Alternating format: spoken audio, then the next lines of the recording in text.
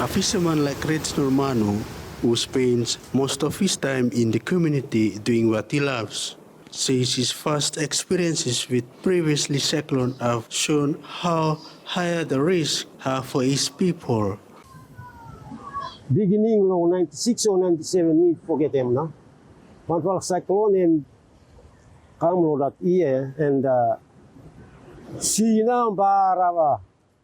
Logiam break him lock the walling. Then follow now get a stream water go up here and point low there too. Last time point here long little bit go and Sina come break him out. From his observation, cyclones do not only affect the mainland, but also continue since the coastal line of his own village in Raeavu. Because place long here no level good now. So if him not even like for make him for him level, then a little bit we call him a level place. And for guide him now of the big follow here, suppose time bad weather also. Villagers are trying their best to be resilient. With the little knowledge they have, they use stone wall to block the sea rising, but the walls are not strong enough to keep them safe.